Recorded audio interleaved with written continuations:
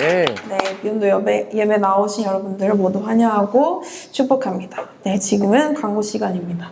먼저 첫 번째로는 예배 시간 안내입니다. 비욘드 처치는 매주 주일 오후 4시 30분에 이곳에서 예배를 드리게 됩니다. 예배 처소로 내어주신 복음을 전하는 교회께 감사드리며 복음을 전하는 교회와 또 저희 교회 위에 계속해서 기도해 주시면 감사하겠습니다. 두 번째로는 예배 후에는 나눔 및 다과 시간이 있습니다. 간단한 간식 및 식사를 하면서 서로를 알아가고 교제하는 시간이니 예배 후에 일정이 없으시다면 부담 없이 참여해 주시면 좋을 것 같습니다. 세 번째로는 헌금 안내입니다. 들어오는 입구에 헌금함과 헌금 봉투가 구비되어 있으니까 참고 부탁드립니다. 온라인 계좌는 앞에 나와 있는 계좌로 해주시되 헌금 봉투와 동일하게 이름과 헌금 구분을 써주시면 감사하겠습니다. 네 번째로는 라인나우 미디어 안내입니다. 라인나우 미디어는 기독교 OTT 프로그램입니다. 교회 등록 링크로 메일 등의 정보를 입력하시면 아이디를 생성해 드립니다. 검증된 건강한 미디어 콘텐츠들이 한국어 또는 영어로 많이 있으니 미디어를 통해 보다 풍성하게 하나님의 은혜를 누리시길 소망합니다. 네, 다섯 번째로는 새가족 안내입니다. 오늘 서로 처음 오신 분들은 교회 등록 원하시는 분은 예배 후에 담임 목사님을 만나주시길 바랍니다. 네, 마지막 여섯 번째로는 큐티 안내입니다. 큐티는 quiet time의 줄임말로 하나님과 매일의 말씀을 통해 보다 깊고 간단하게 말씀 묵상의 시간을 뜻합니다. 저희 비욘드는 생명의 삶이라는 두란도 서원에서 나오는 큐티책으로 이용 예정입니다. 큐티책은 개인 구매이며 한국어 또는 영어 버전이 동일하게 있습니다. 매달 정기 구독을 원하시면 집으로 받아보실 수 있는 서비스 또한 있습니다. 또한 이제 홈페이지나 앱을 다운받으시면 당일 큐티는 무료로 보실 수 있습니다. 네, 추가로 비욘드 큐티 오픈 채팅방을 운영합니다. 함께 은혜를 나누기 원하시는 분들은 참여하셔서 풍성한 은혜를 누리시기 바랍니다. 오늘 광고는 여기까지입니다. 오늘도 복음을 들고 한결 뛰어넘는 여러분이 되길 기도하고 축복합니다. 감사합니다. 네, 감사합니다.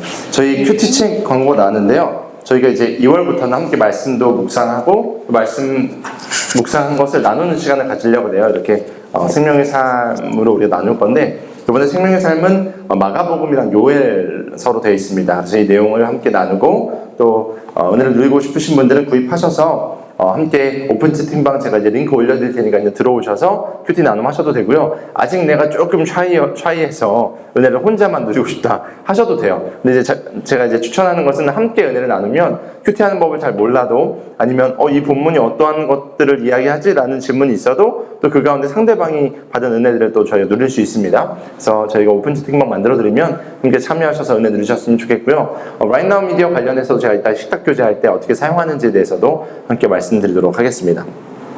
그리고 오늘 함께 나눌 말씀은요. 네, 하박국 3장 17절에서 19절까지 말씀입니다. 하박국 3장 17절에서 19절까지 말씀입니다. 짧은 말씀이니까 함께 합독하도록 하겠습니다. 시작.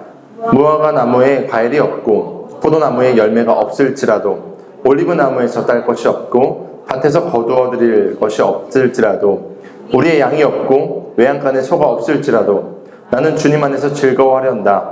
나를 구원하신 하나님 안에서 기뻐하련다. 주 하나님은 나의 힘이시다. 나의 발을 사슴의 발과 같게 하셔서 산등성이를 마구 치닫게 하신다. 이 노래는 음악 지휘자를 따라서 수금에 맞추어 부른다. 아멘.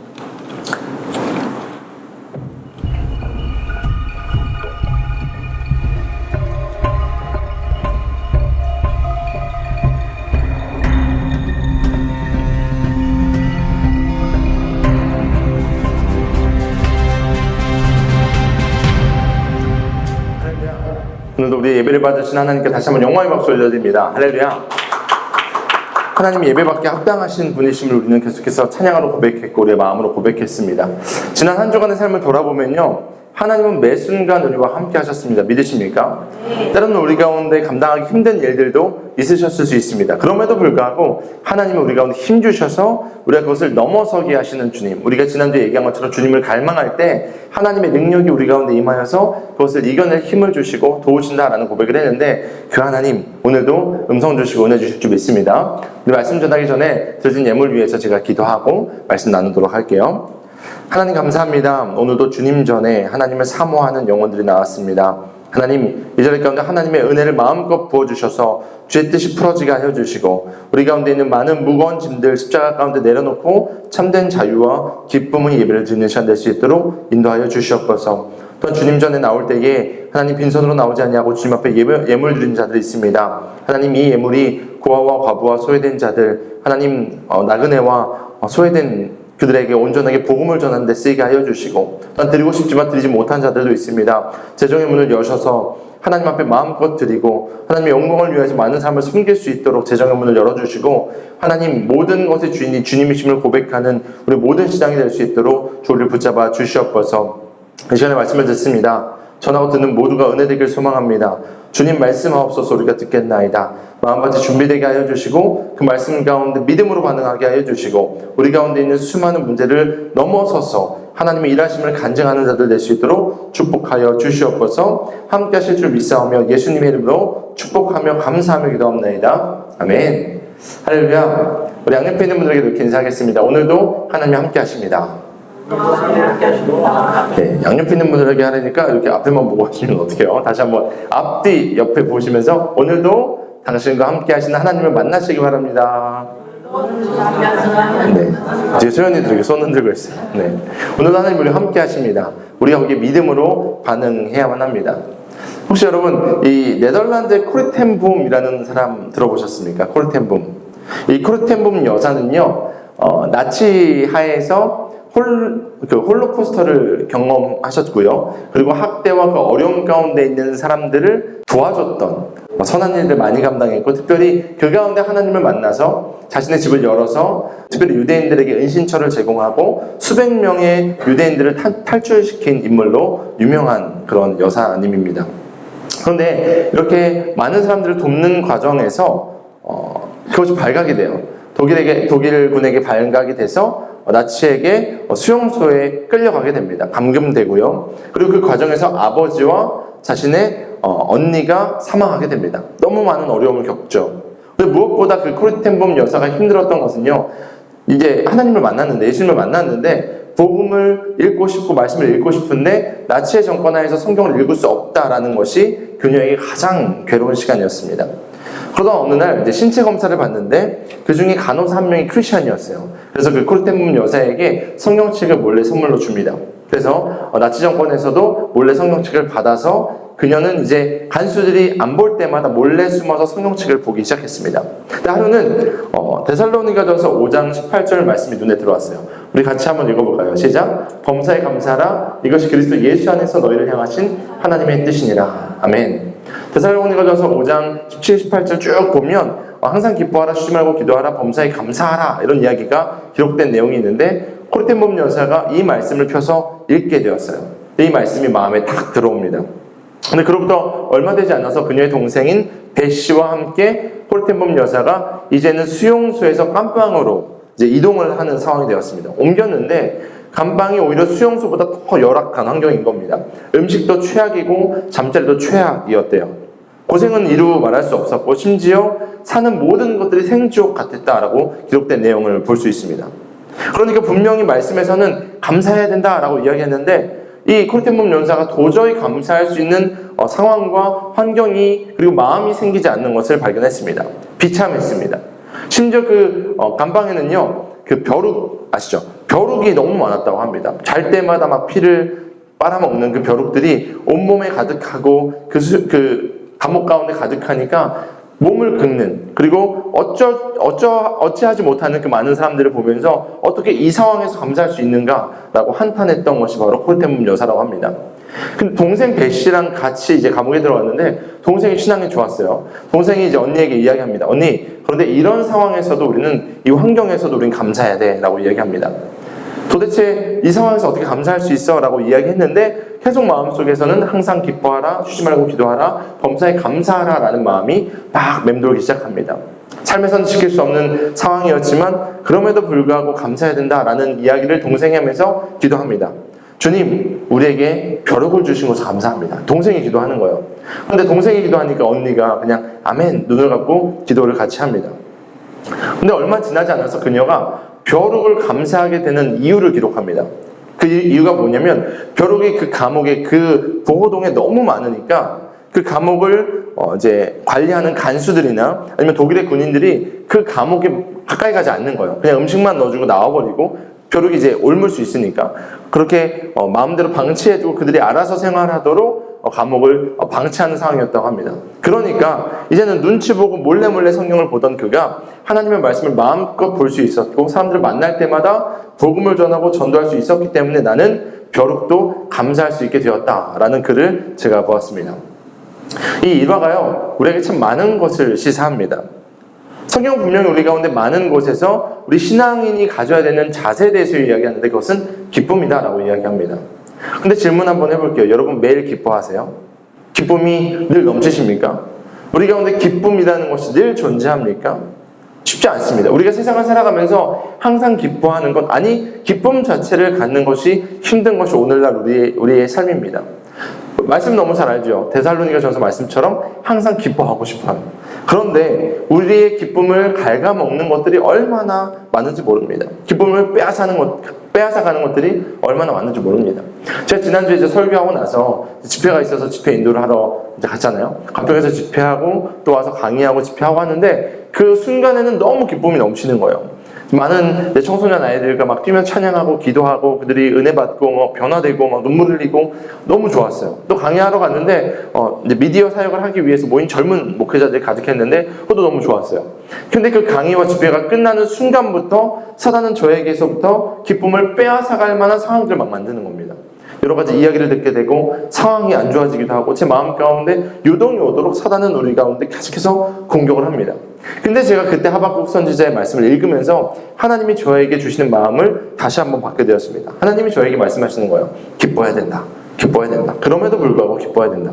그래서 우리 함께 기쁨에 대한 오늘 은혜를 나눴으면 좋겠습니다. 오늘 본문은요 하박국서입니다. 하박국서 들어보셨어요? 하박국서 성경에 많은 우리 66권의 성경이 있다 보니까 잘 안 들어본 구절들이 있을 수 있는데 오늘은 하박국 선지자가 쓴 하박국서를 읽습니다. 여러분이 잘 아시는 것처럼 이 하박국은요 선지자였어요. 특별히 이제 바벨론에 의해서 멸망당하기 직전 남유다에 있었던 선지자였고 그리고 바벨론에 의해서 남유다가 멸망당할 것이다 라는 이 예언의 말씀을 하나님 앞에 받은 선지자였습니다. 그리고 나서 바벨론도 언젠가 하나님의 때에 무너질 것이다 라는 예언을 받은 선지자가 바로 하박국이었습니다. 제가 오늘 말씀을 준비하면서 약간의 그 역사적인 내용을 다뤄야 돼요. 여러분 졸리시면 안 됩니다. 말씀을 잘 들으셔야지 오늘 내용을 전체적으로 이해할 수 있기 때문에 제가 조금 역사에 대한 내용을 넣어놨습니다. 막 지도도 넣고 이렇게 했으니까 한번 잘 따라오시면 좋을 것 같습니다. 하박국 선지자가 활동했던 시기를요 성서학자들은 유다왕 요시야 때라고 이야기합니다. 여러분 성경을 보면요 왕들이 다 좋았을까요? 착했을까요? 아니에요. 성경을 보면 선한 왕들도 있지만 악한 왕들도 있습니다. 하나님은 그 악한 왕들 때문에 그 나라를 치시기도 하고요 선한 왕들 때문에 그 나라를 보호하시기도 합니다. 그런데 오늘 하박국의 배경이 되는 요시야 왕은요 그 당시에 선한 왕, 좋은 왕으로 인정받는 왕입니다. 오늘 배경을 조금 설명드릴게요. 여기 옆에가 레이저가 됐네요. 이 옆에가 이스라엘이 이제 남과 북으로 나누지 않았을 때의 모습입니다. 여기가 사해고요. 여기가 요단강이고 여기가 갈릴리 호수입니다. 여기가 지금 전쟁의 한복판에 있는 이스라엘입니다. 근데 이스라엘이 사실 이렇게 연합돼서 하나 되는 나라였습니다. 그런데 이제 솔로몬 시대 이후에 남과 북이 분열되게 됩니다. 남과 북이 분열되고 나서 이제 보시면 위에는 킹덤 오브 이스라엘 해서 이제 북이스라엘이라고 저희는 부르고요. 킹덤 오브 주다 해서 저희는 남유다라고 부릅니다. 북이스라엘과 남유다로 갈라지게 됩니다. 두 왕조가 따로 이제 생활하게 됩니다. 그런데 기원전 721년에 북왕국 이스라엘이 멸망을 당하게 되는데 누구에 의해서 멸망을 당하게 되냐? 여러분이 잘 아는 아시리아. 성경은 아수르라고 이야기해요. 그 당시에 이 지역을 장악하고 있었던 제국이었던 아수르에 의해서 북이스라엘이 멸망당하게 됩니다. 그런데 이 아시리아의 힘이 영원하지 않았습니다. 푸른 마르고 꽃은 시든다라고 성경은 이야기하잖아요. 영원한 제국은 없습니다. 처음부터 강했던 나라도 없고요. 그리고 영원히 강한 나라도 없습니다. 마찬가지로 아수르가 당시 여기를 패권을 다 장악하고 있었는데 아시리아의 아수르 바니팔이라는 왕이 죽고 나서부터 쇠퇴하기 시작합니다. 그러자 이 요시야 왕, 남유다의 왕이었거든요. 오늘 하박국 선지자 배경이 되는 요시야 왕이 이때다 싶어서 자신의 나라를 개혁하고 다시 한번 과거에 있었던 이스라엘의 땅을 회복하기 위해서 엄청난 노력을 합니다. 종교개혁을 단행하고요. 그리고 조국 재건과 영적인 부흥을 위해서 힘쓰기도 하고요. 세력을 확장하기 위해서 민족을 회복시키는 일에 힘썼던 사람이 오늘 본문의 요시야 왕이었습니다. 선한 왕이죠. 좋은 왕입니다. 그런데 이 상황이 잠시였어요. 요시야가 좀 오래 왕권을 가져갔으면 좋겠는데 요시야가 죽는 사건이 생기기 시작합니다. 아수르가 여기 있었던 아시리아가 약해지니까 이쪽에 있었던 여기 사실 이렇게 지도가 이어지거든요. 이쪽에 있는 바벨론 들어보셨죠? 바벨론이요. 이때다 싶어서 아수르를 치려고 합니다. 그러니까 이 아수르는요 밑에 있던 이집트와 같이 편을 먹습니다. 그래서 당시에 떠오르는 샛별이었던 바벨론과 전쟁을 치르려고 합니다. 근데 당시에 요시야가 이제 북이스라엘이 멸망하는 걸 보면서 아수르를 좋아했을까요? 싫어했을까요? 싫어했죠. 그들의 폭력적인 모습과 그들의 나쁜 모습을 보면서 그래도 형제 국가였으니까 안 되겠다. 우리가 바벨론이랑 편을 먹고 이들을 좀 저지해야겠다. 이 세력을 무너뜨려야겠다라고 생각합니다. 그런데 그 중에 이제 이집트가 여기서 이쪽에서 이제 치고 올라오니까 요시야가 이 이집트를 막아서기 위해서 무깃도라는 곳에서 전투하다가 당시 이집트의 느고 이세라는 왕에 의해서 죽임을 당하게 됩니다. 그러니까 하나님을 잘 섬겼고 나라의 부흥을 위해서 힘썼던 요시야가 죽게 됐어요. 그러니까 그가 조금 더 만약에 살았다면 이스라엘의 역사가 어떻게 바뀌었을지 모릅니다. 또 준비했습니다. 네, 아수르가 있고 바벨론이 있고 이집트 애굽이 있었는데 전쟁을 치르다가 요시야가 죽게 되는 것입니다. 아무튼 요시야가 사망한 이후에 남유다는요 엄청난 이 국제 정세가 지금 변화하고 있잖아요. 아수르가 쇠퇴하고 바벨론이 흥황하고 있고 애굽과 이집트와 아수르가 연합하고 있고 그 중간에 지금 이스라엘이 껴있는 거예요. 그러니까 지금 왕이 죽으니까 나라가 얼마나 흔들렸겠습니까? 정세가 흔들렸겠죠. 그 중에 요시야의 네 번째 왕을 이스라엘 백성들이 이제 자신 남유다의 왕으로 세웁니다. 여호아하스라는 사람을 왕으로 세웠는데 그때의 이집트에서 이 왕을 여호아하스를 3개월 만에 폐위시켜 버립니다. 자신들의 힘으로 그 왕을 끌어내리고 엘리야김이라는 이제 첫째가 있었는데 그 이름을 여호야김으로 바꾸고 그를 왕으로 세웁니다. 그러니까 3개월 만에 왕이 또 바뀐 거예요. 나라가 힘든데. 근데 그 여호야김은요 이집트가 왕으로 세웠잖아요. 그러니까 친 이집트 왕이 됩니다. 그러니까 아버지였던 요시야는 바벨론과 좀 힘을 모아서 이 지역을 다시 한번 재편하고 싶었는데 다시 한번 애굽, 그러니까 이집트파 왕이 세워지게 된 것이죠. 근데 문제는요 이집트가 힘이 세지면 상관이 없어요. 문제는 이집트가 아수르와 함께 같이 쇠퇴했다는 겁니다. 이 이집트와 아수르의 연합군은요 완전하게 패망하게 되고요. 바벨론이 그 당시에 이 고대 근동을 장악하게 됩니다. 바벨론 제국이 엠파이어가 생기게 되는 것입니다. 그러다가 이제 갈그미스라는 지역에서 전투하다가 느부갓네살 왕이 이집트를 완전하게 격파해버리고 바벨론이 남유다도 장악하게 됩니다. 그러니까 지금 나라가 왕이 죽었고 다시 한번 아들이 세워졌는데 아들이 또 3개월 만에 폐위됐고 또 아들이 세워졌는데 그 아들이 또 폐위된 겁니다. 정신없죠. 지금 나라가 막 흔들리고 있는 상황을 설명드리는 겁니다. 여러분의 눈도 흔들리고 있어요.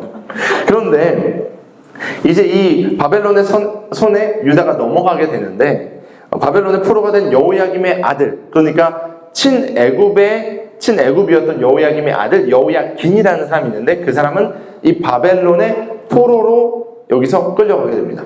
1차 포로로 끌려갑니다. 그리고 나서 바벨론이 시드기야라는 왕을 세워요.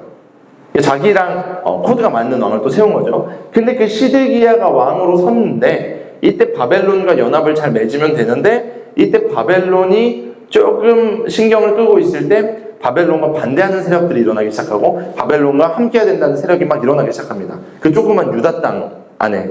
그러니까 지금으로 말하면 뭐 친미 아니면 친중 뭐 이런 식으로 나라가 나뉘게 되는 것이죠. 그러니까 얼마나 나라가 혼란스러웠을까요?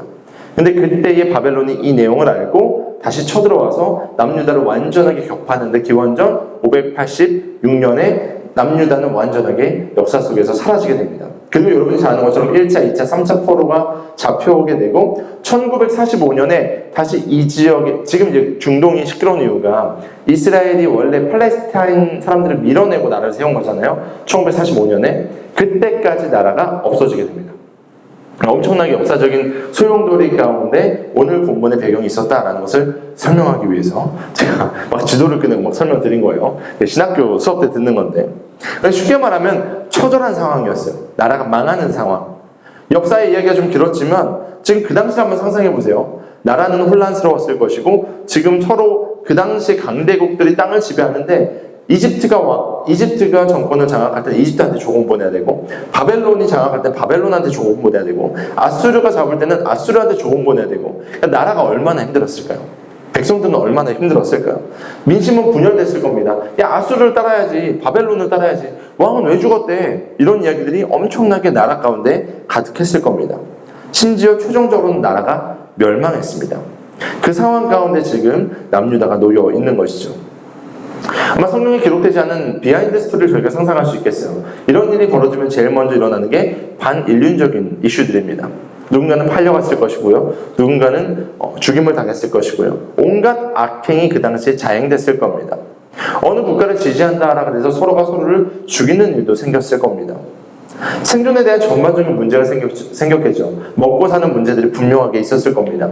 백성들의 심리적인 불안감도 엄청나게 높았을 겁니다. 이러다가 우리나라 망하는 거 아니야? 하나님이 택한 백성들인데 지금 악이 흥왕하고 있는데 우리는 어떻게 될까? 하나님은 어디 계신가? 이런 이야기들이 그 땅 가운데 가득했을 겁니다.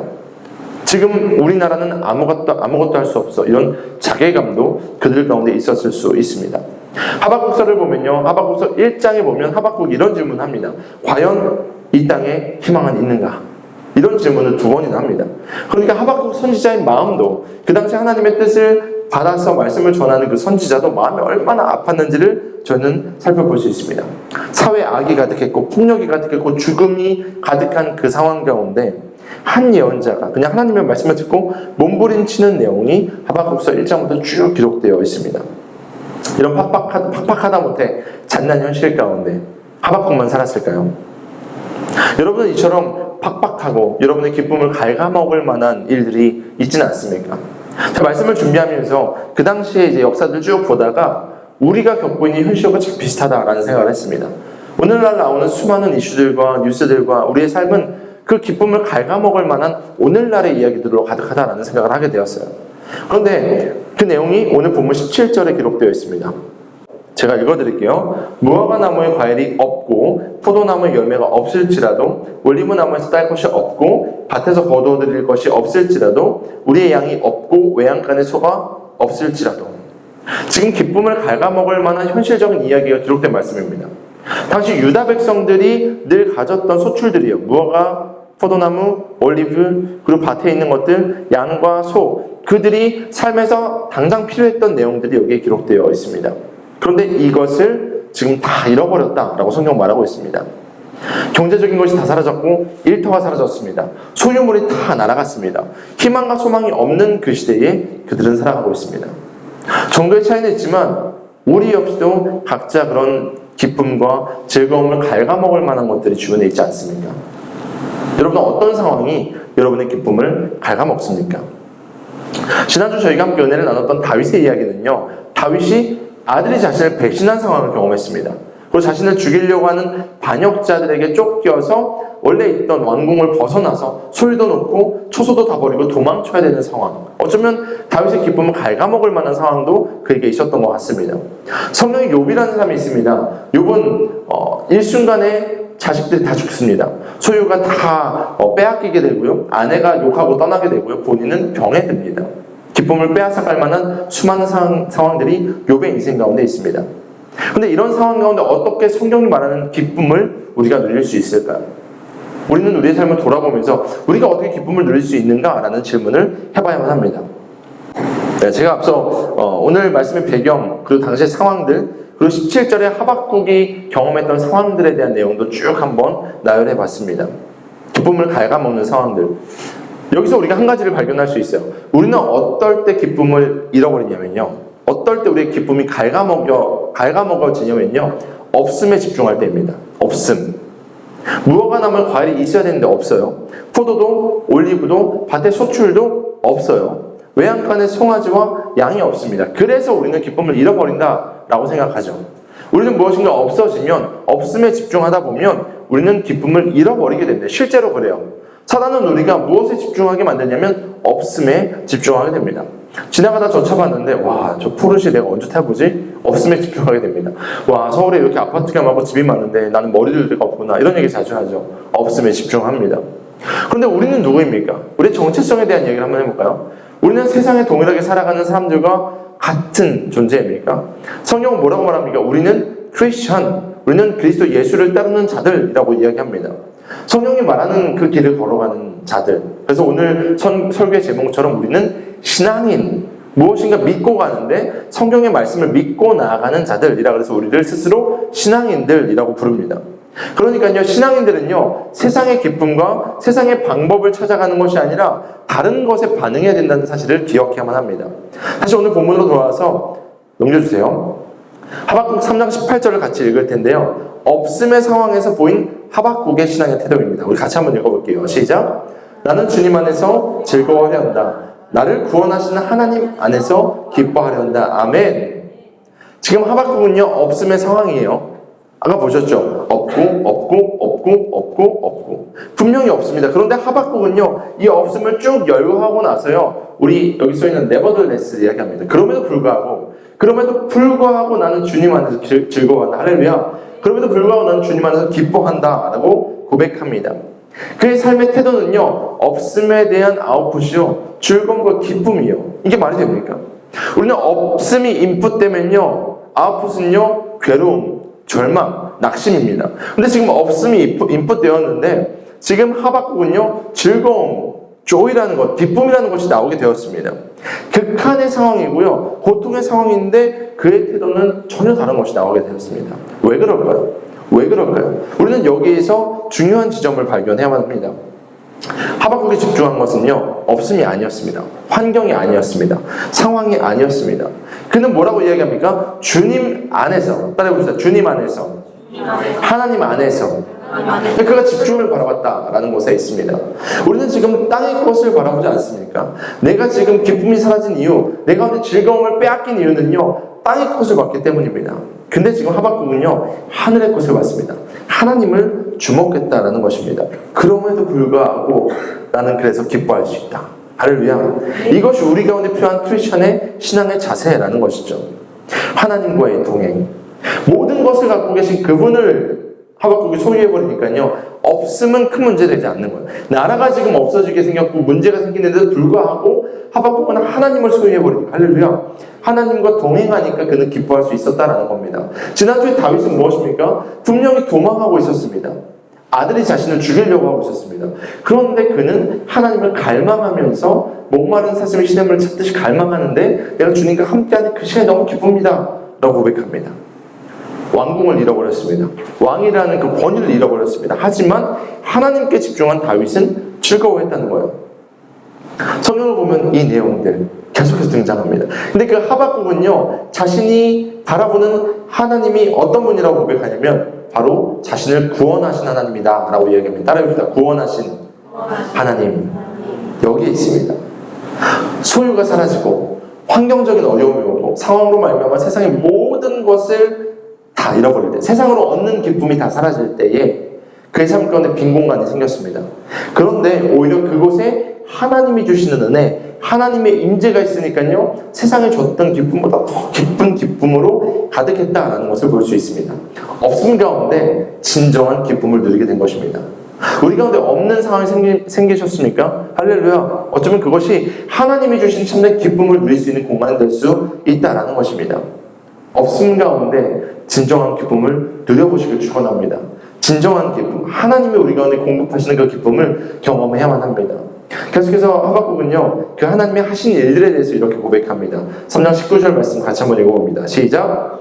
하나님은 나의 그리스도나 나의 아들 사슴의 말과 맡겨져서 산둥이 소리를 마구 수작하였으나 이 노래는 음악 지휘자를 따라 수금에 맞추어 부른다. 아멘. 주 하나님 나의 힘이신데 지금 우리가 이제 어렵거나 힘들면 딱 다리에 힘이 풀리죠. 주저앉아버리죠. 다리가 무겁죠. 근데 지금 하박국은 자신의 발을 뭐라고 이야기했냐면 사슴이라고 이야기했습니다. 거기 계곡 가운데 그리고 광야 가운데 뛰어노는 그 사슴들. 그러니까 그런 사슴들은요 중심도 되게 잘 잡아요. 네, 사냥 같은 거 보셨죠? 달 디딜 때만 있으면 막 뛰어다니는 게 사냥입니다. 그 당시에 그 근동에 있는 사슴들은 막 그렇게 뛰어다니는 겁니다. 나의 발을 사슴과 같이 하셔서 산등성이를 마음껏 뛰어놀게 하시는 그분, 하나님 나의 힘 되시기 때문에 나는 그렇게 오늘도 기쁨으로 나아간다 라고 하면서 노래를 부르고 있는 것을 저희는 볼 수 있습니다. 세상에 추구하는 힘과 그에 따른 기쁨은 시간이 지나면 사라집니다. 영원한 것은 없습니다. 아까 이야기했던 수많은 제국들도요 시간이 지나니까 다 쇠퇴해집니다. 상황이 바뀝니다. 소유도 바뀝니다. 근데 세상은 있음과 이 없음에 좌우됩니다. 나라가 있다 없어지면요 거기에 있는 모든 백성들이 괴로워하기도 하고 절망하기도 합니다. 아니면 여러분이 갖고 있던 소유나 여러분의 즐거움들이 그때는 좋은데 시간이 지나서 이것들이 쇠락해지면 우리의 마음은 또 빼앗깁니다. 이게 인간, 이게 세상의 모습입니다. 하지만 우리가 믿는 하나님은요, 우리의 하나님은요, 이 모든 것을 소유하신 분이심을 믿으시길 소망합니다. 하나님은 모든 것을 갖고 계시는 분, 특별히 하나님은 모든 힘의 근원 되십니다. 모두가 지쳐서 쓰러지고 포기할 때 하나님으로 말미암아 힘을 얻는 존재들, 그것이 바로 우리 크리스천입니다. 예수님을 믿는 자들. 그래서 우리는 고통 가운데서도 고난 가운데서도 없음 가운데서도 기뻐할 수 있는 겁니다. 우리가 앞에 예화로 나눈 코리텐 부분 여사도 그랬던 것이죠. 분명히 없음 가운데 그나마 벼룩은 있었죠. 그 없음 가운데서 그는 기뻐할 수 있었습니다. 무엇으로 말미암아? 하나님으로 말미암아. 우리가 무엇을 바라보느냐가 매우 중요합니다. 넘겨주세요. 여기 크리스천에 무서운 힘이 있습니다. 크리스천은요 무섭습니다. 크리스천은 세상이 감당하지 못합니다. 마태복음에 예수님께서 이렇게 말씀하세요. 함께 읽어봅시다. 시작. 너희는 기뻐하고 즐거워하여라. 하늘에서 받을 너희의 상이 크기 때문이다. 너희보다 먼저 온 예언자들도 이와 같이 박해를 받았다. 심지어 지금 복음을 전하다가 핍박받는 상황에서도 예수님이 말씀하십니다. 기뻐하고 즐거워하라. 그러니까 지금 그 당시에 로마 제국이 당황한 거예요. 복음을 전한 사람들이 막 목숨을 걸고 복음을 전하니까요. 그 당시에 로마 제국이 너무나 두려워했습니다. 결국 로마가 신성 로마 제국 때 완전 다 기독교가 공인되잖아요. 기독교가 로마를 전복해버린 역사가 일어납니다. 이것이 바로 기독교의 힘입니다. 복음을 전하다 받는 박해는요 어려움이고 힘듦이지만 성경 말합니다. 결국 하나님이 함께 하시기 때문에 기쁨이 되고 상급을 주시기 때문에 기뻐해라 라고 말씀하십니다. 그러니까 하나님은요 없음을 바라보기를 원하지 않으시고요 없음 가운데서도 하나님을 바라봐서 있음으로 역전시키는 것을 원하신다라는 것을 볼 수 있습니다. 또한 시편 기자는 이렇게 이야기해요. 시편 16편 9절 11절 같이 읽습니다. 시작. 주님 참 감사합니다. 이 마음은 기쁨으로 가득 차고 이 몸도 아무리 해를 두려워하지 않는 까닭은 주님께서 나를 보호하셔서 죽음의 세력이 나의 생명을 삼키지 못하게 하실 것이며 주님의 거룩한 자를 죽음의 세계에 버리지 않으실 것이기 때문입니다. 주님께서 몸소 생명의 길을 나에게 보여주시니 주님을 모시고 사는 삶에 기쁨이 넘칩니다. 주님께서 내 오른쪽에 계시니 이 큰 즐거움이 영원토록 이어질 것입니다. 아멘. 오늘 이 시편을 쓴 다윗은요 그 기쁨을 누린 자였습니다. 얼마나 많은 암투가 있었겠습니까? 다윗은요 늘 그를 시기하고 질투하는 사람들로 가득했습니다. 그런데 다윗이 이야기하죠. 주님이 내 오른편에 계시니까 저는 기뻐합니다. 주님의 임재 가운데 늘 기쁨을 누렸던 이 다윗은요 늘 이렇게 이야기해요. 기뻐요 주님, 이게 아니에요. 내 기쁨이 넘칩니다. 시편 23편에도 보면요 내 잔이 넘치나이다 고백합니다. 기쁨이 그냥 여러분의 인생 가운데 조금만 차지 않기를 원합니다. 기쁨이 넘치기를 원합니다. 여러분의 잔이 있으면요 그 하나님께서 주시는 기쁨, 세상은요 한 컵 정도 부어주면 우리가 기쁘다라고 얘기할 수 있는데 하나님이 주시는 기쁨은요 한 컵이 아니고요 우리의 모든 잔을 채우고도 넘치게 할 줄 믿으시길 소망합니다. 그 믿음의 고백으로 말미암아 실제를 경험하시길 축원합니다. 저 오늘 본문의 하박국은요 나라가 회복된 그 모든 과정을 경험한 사람이 아니에요.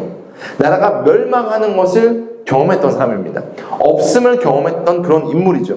그런데 그가 하나님께서 그에게 말씀하신 것은 비록 나라가 지금 바벨론에 의해서 멸망당할 거지만 바벨론도 내 때에 멸망시킬 거다. 내가 언젠가 너희를 회복시킬 것이다 라는 이야기를 딱 말씀하십니다. 그러니까 그것을 소망하고 하나님의 때와 시와 그 모든 것에 이유가 있음을 고백하면서 하박국은 오늘 이 고백을 할 수 있었던 것입니다. 사랑하는 여러분, 여러분의 삶에 하박국과 같은 그런 상황이 있으십니까?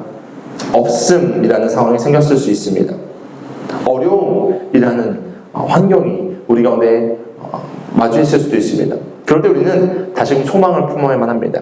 그 자리가 하나님의 은혜의 자리로 채워줄 줄 믿습니다. 하나님은 신실하시고요. 하나님은요, 여러분을 사랑하십니다. 그래서 여러분이 당하는 그 고통을요, 혼자 두지 않으시고 그 고통의 시간 가운데 하나님을 만나게 하셔서 하나님의 사랑으로 넘치게 채우게 하실 것이다. 성경은 곳곳에, 아니 처음부터 끝까지 그 이야기를 하고 계십니다.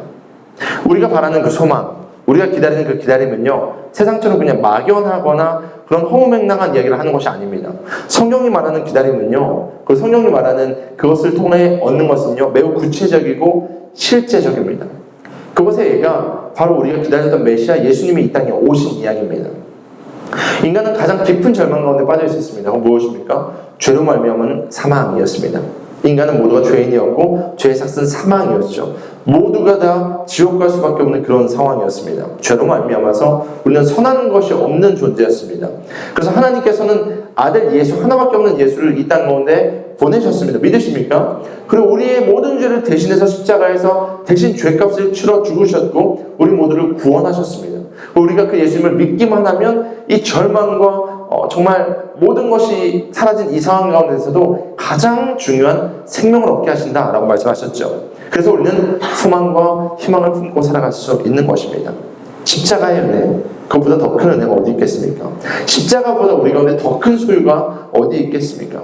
우리 가운데 모든 것이 다 없어졌다 한들 우리는 영원한 생명을 얻은 자들입니다. 그래서 우리는 즐거워할 수 있는 것입니다. 그리고 그 주님이 십자가에서 우리 모든 문제를 해결하셨기 때문에 우리는 그 주님을 바라보고 기뻐하면 하나님께서 우리 가운데 힘주셔서 모든 것을 넉넉히 이기게 하시겠다라고 성경은 말하고 있습니다. 말씀을 정리할까요? 네, 우리 반주 좀 부탁하고요. 예수는 나의 힘이요. 사실 아무것도 없는 것 같은 삶을 우리가 살아갈 때도 있습니다. 하지만 우리는요, 고백합시다. 모든 것을 가진 자입니다. 그래서 모든 것을 가진 사람입니다. 아이러니하게도 우리는 환경 가운데 없음을 고백할 때가 있습니다. 그런데 세상이 모든 것을 주고도 사고 싶은 영원한 생명을 우리는 이미 얻은 사람입니다. 우리 역사적으로 보면 진시황이 얼마나 불로초를 얻기 위해서 제주도까지 왔다고 그러잖아요. 얼마나 몸부림칩니까? 모든 재력을 다 동원해서 조금이라도 살아보려고 하는 것이 이 땅의 모습입니다. 그런데 하나님은 예수님을 우리가 보내주셨고 우리에게 영원한 생명을 주셨습니다. 더 이상 죄의 종이 아니라 하나님의 자녀로 신분을 변화시켜 주셨습니다. 그리고 그분의 백성답게 크리스찬으로 능력 있게 이 땅에 살아갈 수 있도록 우리를 이끄셨습니다. 그렇다면 이제는 우리의 삶을 통해서 우리가 그 기쁨을 전달해야 하지 않을까요? 우리가 가는 곳곳마다 야, 쟤 보니까 쟤는 정말 절망적이야 라고 이야기하는 것이 아니라 야, 쟤 보니까 뭐가 없는 것 같고 어려운데 어떻게 저렇게 기뻐할 수 있지? 라는 고백을 드려야 되지 않을까요? 홀텐붐 여사가 그 나체 정권 가운데 어려움을 당할 때 어떻게 많은 사람들에게 복음을 전할 수 있었을까요?